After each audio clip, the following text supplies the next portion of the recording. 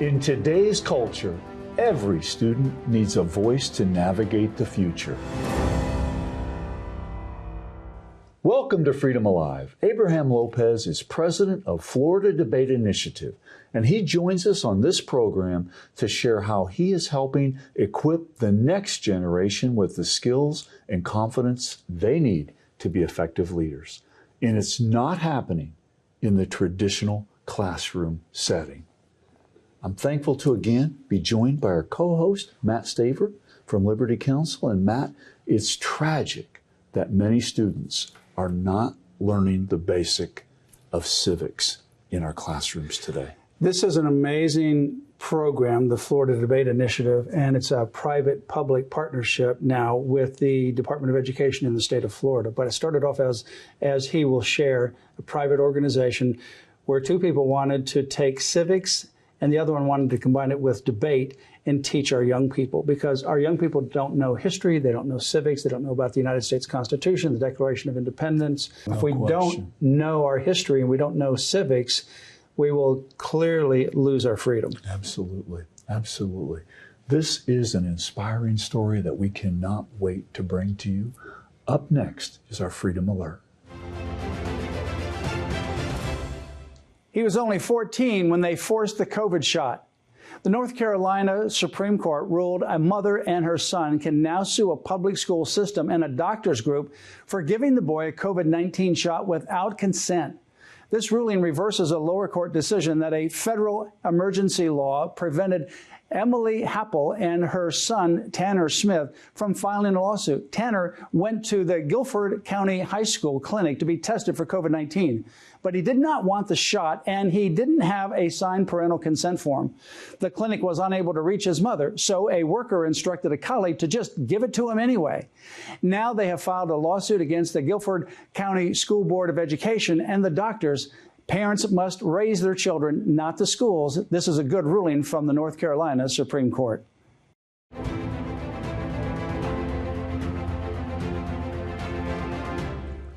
Up next, Matt's interview with Abraham Lopez. I'm pleased to be joined by our very special guest, Abraham Lopez. He is the president of the Florida Debate Initiative, and it's an amazing program. I want to talk a little bit about it. You have an amazing background as well. You were former deputy chief of staff for New Jersey's lieutenant governor, and you also have other background that is an incredible preparation for what you're doing. But tell us, Abraham, about what is the Florida Debate Initiative? Well, thanks so much for having me in this program. At the heart of the Florida Debate Initiative lies a passion to open the doors wide for speech, debate, and civics programming. We've seen a crisis of civic literacy. We're seeing kids, particularly the COVID generation, kids that have given up on social interaction, the kids that want to stay connected to their electronic devices. We're seeing kids that are also picking up some bad habits from mom and dad as far as poor communication, hyper-partisanship.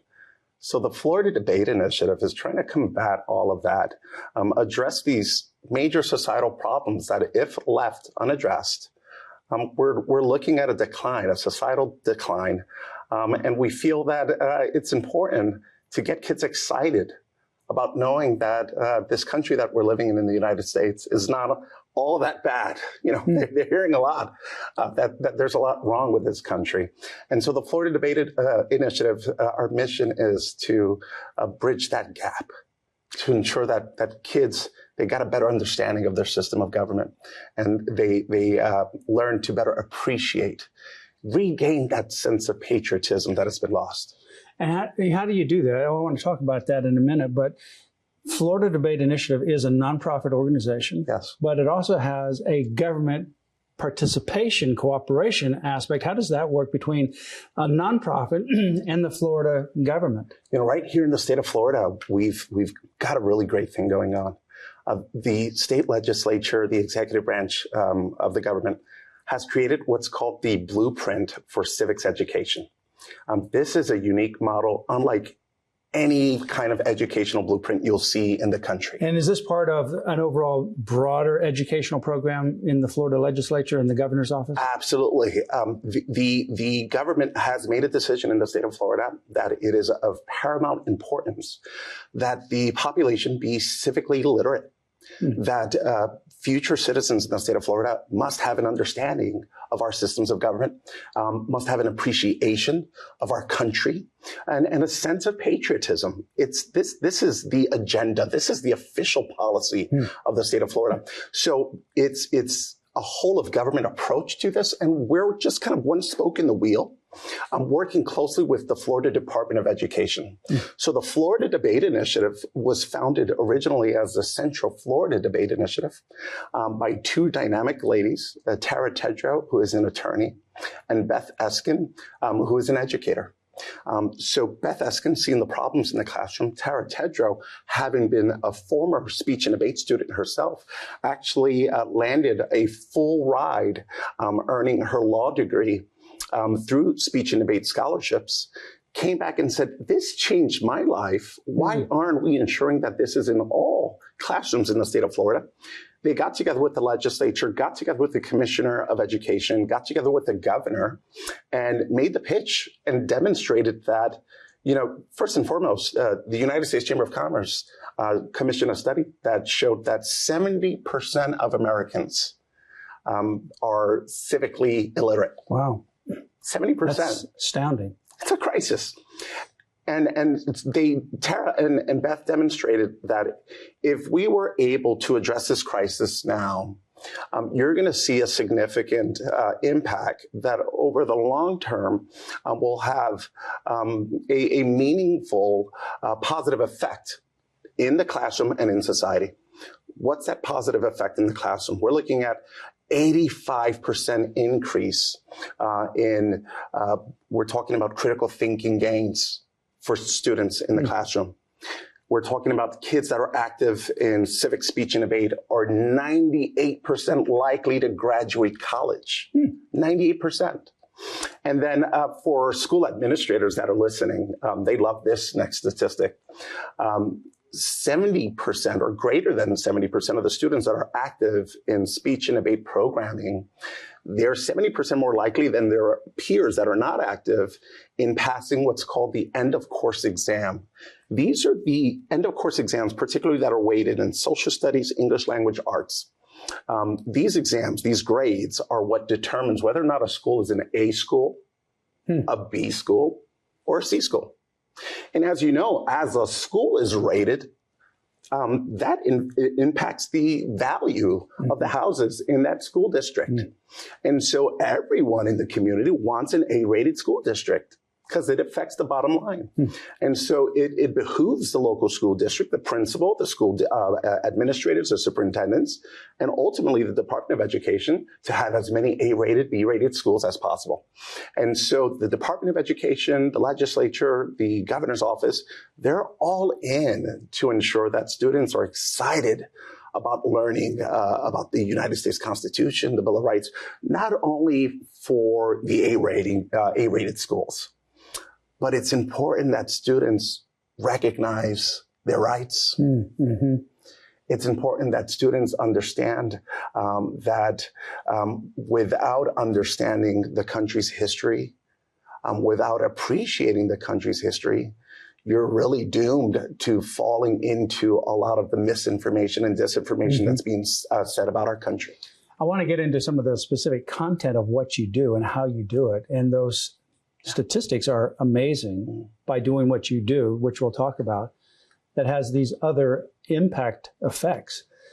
But to go back to the founding of this for people on a national level, because we're talking about the Florida Debate Initiative, but this program has aired throughout the country and around the world. And I want to try to give an idea for those people how they can maybe replicate something in their state or local community like what you're doing here. So it started off as somebody who was formerly a debate participant, somebody who's interested in civics. The two get together. They say, let's try to expand both debate opportunities, teaching civics locally in Central Florida. And then that works, and they see the results. And then they go to the Florida legislature and the governor, and present that, and they say, let's do it. And now we have it as a policy in the state of Florida, and now it's statewide. So can that be replicated in other states? Absolutely. And it was done so quickly. We're talking about the Central Florida Debate Initiative, was founded in 2013, 2014. Became a statewide organization, the Florida Debate Initiative, in 2019, and partnered with the Florida Department of Education soon thereafter and launched what's now the Florida Civics and Debate Initiative. That's the official Florida Department of Education initiative, that public-private partnership we're talking about. So 6 years later, it's now in every public school district in the state of Florida. Wow. Every middle school, every high school has access to these quality civic speech and debate programs.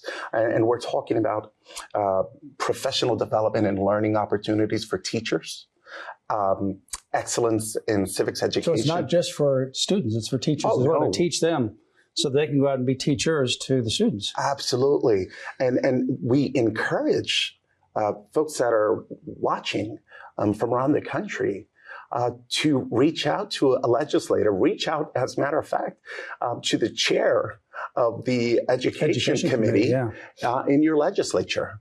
Not only the chair of the Education Committee, but also to the chair of the Education Appropriation Committee, both those chairs, and reach out to them and tell them that civics education is important. The future of your state and the direction that your state's going to go is really contingent on the direction of your children's education. And whether or not your kids are civically literate will determine whether or not you're going to be following the rule of law and whether is there a respect for the rule of law. That's amazing. And so we're teaching this to our kids early on. And as a matter of fact, we're pushing and encouraging the legislature to support doing civics education, speech and debate programming in elementary school. Oh, that's good. I know when I was in college, one of my favorite courses was speech and debate. I mean, it really teaches you not only how to communicate, but if you're doing this now, combining it with civics, that's amazing. So your website is floridadebate.org, and people can contact you there if they have questions, ideas, need resources and other matters as well. So tell us about how you do this. You combine civics teaching, but you also have a debate component to it. We do. So do you take, for example, a civics debate question and debate that particular issue? And is that how you train them in civics, or are there other ways as well? That's a really good question. So any resolution or any topic that our students are debating has to be attached to a Florida standard. Okay. This is a Department of Education approved standard that is attached to an educational subject matter, a content area that the students are learning in their schools. So give me an example. Yeah, so an example could be whether it's immigration, talking about the naturalization process. Okay. How does one become a citizen? Talk to me about natural rights, inalienable rights, whether or not, let's say, for instance, do I have the right to call myself XYZ? Is that my right? Is that a natural right, or is it not a natural right? Do I have the right to, name my child XYZ and it's not in the birth certificate? We go to not what your opinion and your feeling says. Let's go to what the law says in the state of Florida. The other thing we're teaching the kids is about absolute truth. They're learning about absolute truth, and they're learning this at an early age. We have students, and these are some amazing testimonies. They come in thinking one thing, and after taking the time to research and seeing what the Florida Constitution does, and this is legislative debate. All right, so these students come to debate a law or resolution, but before they get to debate, they have to research first. They research the resolution, they research the topic that's going to be debated, and they have to see what does the United States Constitution say about the topic. What does the Florida State Constitution state about that topic?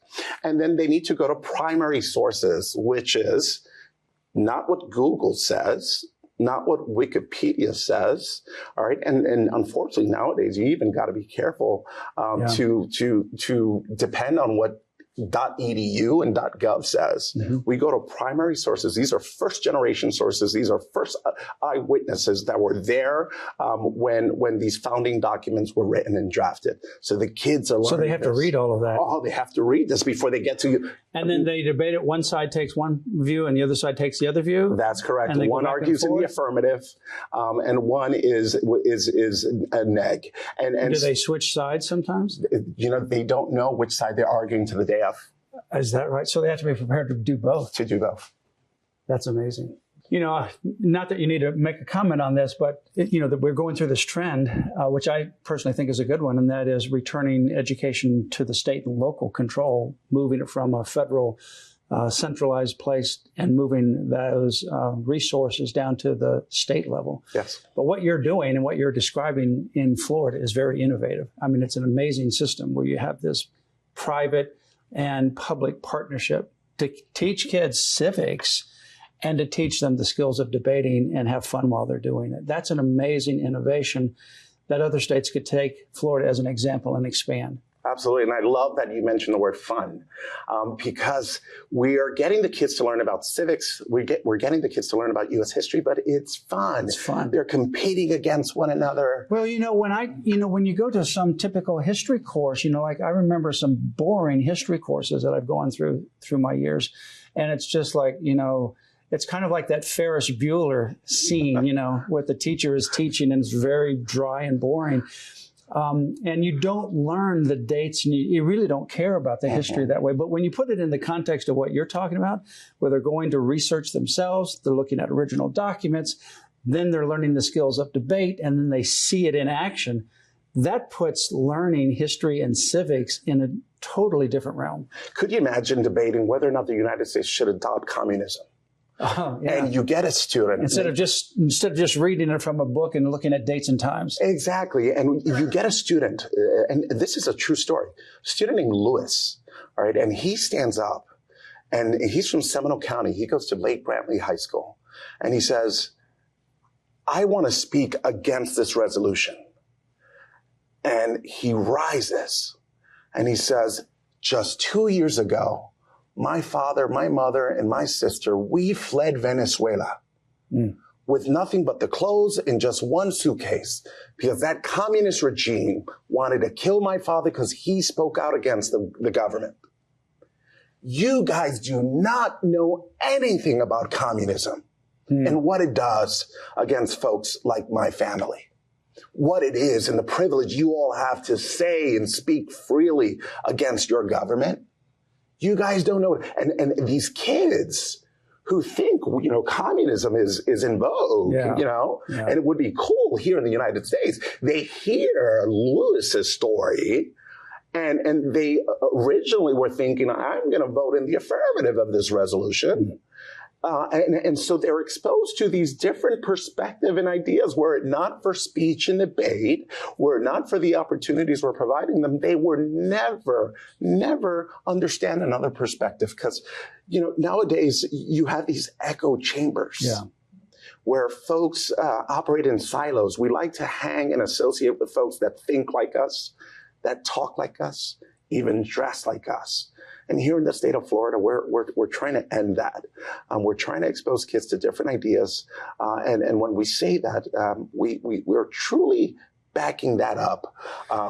With facts. With facts. It's not just trying to move their thinking, but it's moving their thinking in conjunction with the actual established facts and information. And absolute truth. And truth. Yeah. Not your truth. Yeah. Not my truth, but the truth.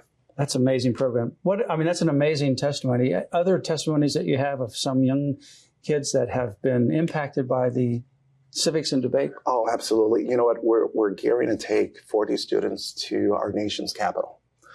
And last year, we took a student from Okeechobee, Florida. Not sure if you've been to Okeechobee. I have. I have a friend in Okeechobee, Florida. There's still some dirt roads in Okeechobee, Florida. I know. And that's the first place I ever ate, and the only place I ever ate swamp cabbage.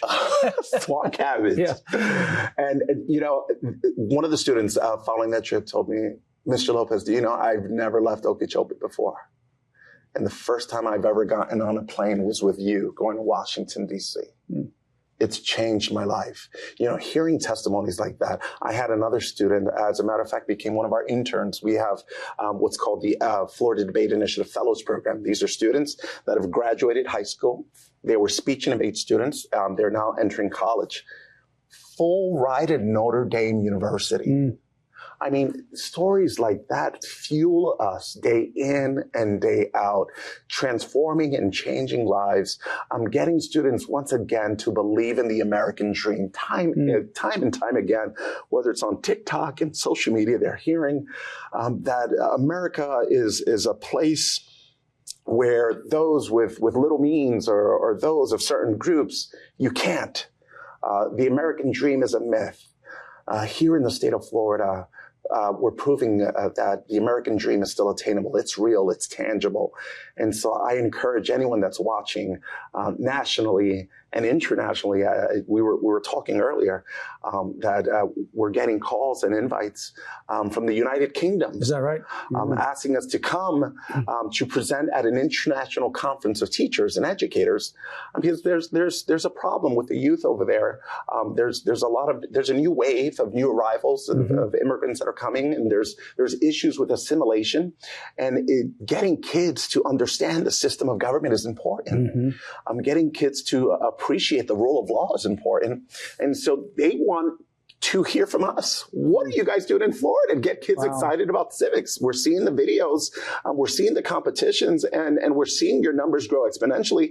It wasn't 6 years ago. You guys were in a couple of school districts. You're not in all school districts. Something must be working. Come talk to art teachers in the United Kingdom. So in July, we'll be in Oxford, sharing the Florida blueprint for civics education. That's amazing. That's amazing. Now, Florida is one of the largest states in the country, and you're here in this state. And Florida has a very interesting demography because we're almost like three parts of our state. You have the northern part, the central part, and the southern part. And you're able to communicate with all that demography, all the different ethnicity and race differences without the state of Florida. So in the schools, though, how do you get people to even know that this is a possibility? And I assume that this is more extracurricular. So in other words, they have their courses and it might be like an after-school club. How does that work? That is such a great question. So we actually use summer camps as our calling card. Is that right? So a lot of kids, for whatever reason, have not had an opportunity to go to a good old-fashioned summer camp. We're talking about recreational basketball, kayaking, archery, snorkeling. And so the Florida Department of Education, the Florida Civics and Debate Initiative, the Florida Debate Initiative, we partner together to offer students. This summer, we're gearing up to do a high school summer camp and a middle school summer camp. And that's subsidized so they can come? They can come free of charge. Free of charge? Free of charge. How long is it? This is a week-long summer camp, right? Monday to Friday. So most kids would not, I grew up in a situation where my family would never be able to afford a summer camp. So I never had the opportunity to go to a summer camp. But something like this is available for everybody. Available for everybody, regardless of zip code, and regardless of whether or not your parents can afford it or they can't afford it. This is for everyone, and so this opportunity, we spread the word, and you'd be surprised, folks want to sign up. I want my kid to go to this all expense paid summer camp. And so we let them do the recreational fun stuff. But in between the recreational activities, we introduce, some civic speech and debate, some fun debate, Do you have some of the students who are in the program actually come and demonstrate? Absolutely. So we do exhibits in between the sessions. And these are all fun exhibits. And then we get the kids that are novice, that have never heard of speech and debate. We have them debate, who's the best football team? Do you agree with the outcome between the Eagles and the Chiefs? And then, everyone's a debater when you're talking about something modern that they're something used to. Modern, some pop culture. Is Taylor Swift really the best singer in the world? No, Taylor Swift is not the best singer in the world. And the kids get animated and excited about that. And by the end of the week, these kids become evangelists of speech and debate programs in their schools, recruiting teachers. And then the kids serve as a pipeline, getting teachers to come to our next program, which is called Debate Ed 101. This is a program to equip teachers to become speech and debate coaches in their local schools. Wow. Again, all expense paid for the teacher. That's amazing. Well, our guest is Abraham Lopez. He is the president of the Florida Debate Initiative, floridadebate.org. Amazing, amazing program that you have. And I imagine people can contact you, get some questions answered, Absolutely. Maybe get some inspiration to replicate what you're doing and some ideas, because what you're doing here in Florida is amazing. It's having an impact that will last for generations. So thank you, Abraham. Thank you for all of the Florida Debate Initiative and for the legislatures and the governor that had the vision and insight, and the founders, of course, to be able to cast this vision to them. It's an amazing ministry, amazing program that ought to be in every state and, frankly, now in every nation. So thank you for joining us. Thanks for having me, Matt. Matt, I reflect on this, and I just come back to the price that we've paid for taking God out of the classroom in the last half dozen decades. Yes, we've seen the consequences of that for sure. And we see the consequences of taking our history and our civics out of the classroom and not even teaching it, or teaching something that's totally contrary to foundational truth. One of the things I like about what the Florida Debate Initiative and the private-public partnership with the Florida Department of Education is doing is going to the middle schools and high schools and other schools throughout the state of Florida and being able to teach history and civics, but do it in a fun way. And, you know, if you think about, let's learn about civics, let's learn about history, you know, people will yawn after that. It's like not boring. It's boring. They don't get excited about it. But what they do is they have these programs like the summer camps that gets them interested. And then that goes back into the schools, gets the teachers involved. And then they take issues and they have to research it themselves. And as Abraham says, they have to not only research it, but they go to the original sources to research it, not some secondary source.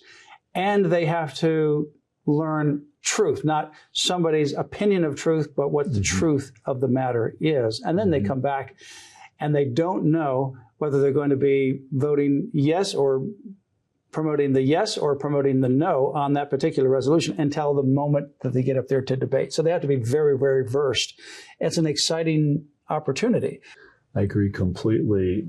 There is so much improvement and just progress that needs to be made in this space. We've almost essentially forfeited it in many levels in our country over many decades, and we've got to take it back. So I hope at home you will find ways to get involved in this and in your local schools. In closing, remember Philippians 4, verse 9, which says, "Whatever you have learned or received or heard from me or seen in me, put into practice, and the God of peace will be with you." Our freedom is a gift from our Creator. We must never forget that and always protect it. So join us here next time, where you'll hear victories as well as ways you can stand up for your priceless freedom. Join us again for Freedom Alive.